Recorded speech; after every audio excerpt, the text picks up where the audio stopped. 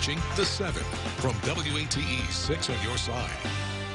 Good evening, I'm Bo Williams, and welcome to The 7. Let's get a look at the big 7 stories right now. Topping the list for us tonight, two East Tennesseans are in international headlines tonight. Michael and Robbie Phillips, along with one other American tourist, have died under mysterious circumstances while at a resort in the Bahamas. Their bodies were found Friday morning at the Sandals Emerald Bay Resort. No cause has been found, but officials say they are treating this as a criminal investigation. Right now, forensic scientists are examining samples taken from the victims and their rooms. Our pathologists would be able to provide us with an official report as to the exact cause of death and help us to determine exactly what has happened. Officials believe this was an isolated incident and that there is no ongoing threat to any other guests staying there. Meanwhile, the resort says it is actively working to support both the investigation as well as the guests' families in every way possible. As we mentioned, two of the victims, Michael and Robbie Phillips, are from East Tennessee. They lived in Maryville and owned a travel agency called Royal Travel. Today we visited their business as well as spoke with surrounding business owners. Now, most owners said they did not know the couple well, but any encounter they had with the Phillips was always friendly. We also spoke with neighbors who say the couple loved to be outdoors. They were often seen walking their dogs or sitting on the porch on nice days. However, everyone we spoke with today did not want to say anything on camera, and we were unable to get a hold of any family directly. But we do want to note ABC was able to get a statement from the family saying, quote, "Our hearts are grieving and broken, but full of hope. We know our mom and dad are experiencing fullness of joy in our Heavenly Father's presence. We already miss them terribly. Our parents left a legacy of faith in Jesus and generously loved their family and friends. Thank you for respecting our family's privacy at this time," end quote. Next here on the Big 7, a South Carolina man is facing charges after a woman was found dead inside a rental cabin in Sevier County. According to the Sevier County Sheriff, a shooting happened around 1 o'clock Saturday afternoon at a cabin on Caney Creek Road. When officers arrived, they found a woman dead inside. 21-year-old Julian Papaka from South Carolina was arrested and charged with second-degree murder. We're told he was staying in the cabin with the woman. Her identity, by the way, has not yet been released. Next on the Big 7, former Knoxville Vice Mayor and City Councilman Jack Sharp passed away over the weekend. According to his obituary, he was 87. You likely know Jack Sharp for his years of service to Knoxville. He served 28 years on City Council until 2003, with more than a decade as Vice Mayor, a tenure that former Mayor Victor Ashe says was longer than any other. And his 14 years as Vice Mayor overlapped my 16 years as Mayor. And he served actually 28 years on City Council, so half the time he was the Vice Mayor of the city, which meant he was the leader of the City Council. Very collegial, very effective, and probably the most influential Vice Mayor in a long time, in part due to the longevity that he had as a member of Council. Ashe also says he thinks the city of Knoxville will remember Jack Sharp as, quote, "a person who cared about Knoxville, who gave 28 years of his life to Knoxville and was always there to respond to calls." According to Sharp's obituary, family will receive friends from 5 to 7 tomorrow night at Bridges Funeral Home. They will meet the following day for a graveside service. Now, in lieu of flowers, the family encourages donations to a church or charity of your choice. And another passing to note today, former Judge Charles Sassano Jr. has died. He died yesterday. Sassano retired from the bench in 2020. He was a Knoxville native, practicing law for 30 years before serving the state for another 25.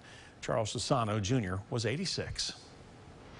Next on the Big 7, a third verdict is in from a 2017 murder case. A jury on Friday convicted Clarence Porter in the death of James Johnson, found shot to death at his home on Hill Street in Loudon. Porter was given a life sentence and could have more time added on from other crimes. Now, two other people, Christopher Orr and LaQuina Brown, have already been convicted. Orr and Brown are already in prison. Porter had been out on bond until that verdict. Tomorrow will mark 5 years since the murder. DA Russell Johnson points out that the 2019 fire at the Loudon County Courthouse set the case back, like many others for the county requiring a jury trial. His office points out that Johnson had to get a special bill passed in Nashville to allow for trials to be held outside the county seat. Johnson says the COVID-19 pandemic was another factor in slowing down the process. Next on our list, an arrest has been made following a 16-hour standoff. This happened in Greeneville. We're told 61-year-old Robert Marshall was taken into custody and is now facing several charges. The standoff started at Marshall's home on Sunset Boulevard Saturday night and ended around noon yesterday. Police say the incident started when they responded to a domestic call and Marshall refused to come out. Police were able to begin negotiations by phone Saturday night, but at some point lost contact. It turns out his phone had died, so we were able to make contact with him, talked to him, told him we didn't want to be there any more than he wanted us there, but we had to do our job. Officers say they were not sure if Marshall had a weapon, so they proceeded with caution. Almost 16 hours later, Marshall agreed to come outside and surrender to authorities. Marshall is facing charges of aggravated domestic assault and aggravated assault of an officer. Police are still asking members of the public to stay out of that area. Next, a big topic for our next Big 7 story. Mental health awareness is increasing, as well as conversations surrounding the topic. According to a recent State of Mental Health report, 204,968 Knox County residents are living with mental health issues. That's almost half of Knox County's population. The good news is those people are starting to speak out. Things are definitely changing for the better here in the state, and media coverage, social media coverage has certainly helped make mental health a much more palatable conversation. That conversation is expected to continue tonight when leaders from all levels of government will sit down face-to-face and address mental health issues in the community. On tonight's agenda, increase mental health service providers, increase suicide rates, and increase access to mental health care for Knox County's minority populations.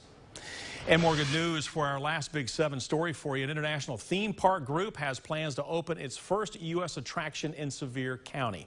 Back in February, we told you the Eastern Band of Cherokee Indians was in talks with the company focused on a piece of property at the 407 exit. Now it has signed a formal letter of intent to bring their talents to what's being dubbed the 407 Gateway to Adventure. The Gateway is where the Sevier County Buc-ee's is being built, and now a new attraction is in the works.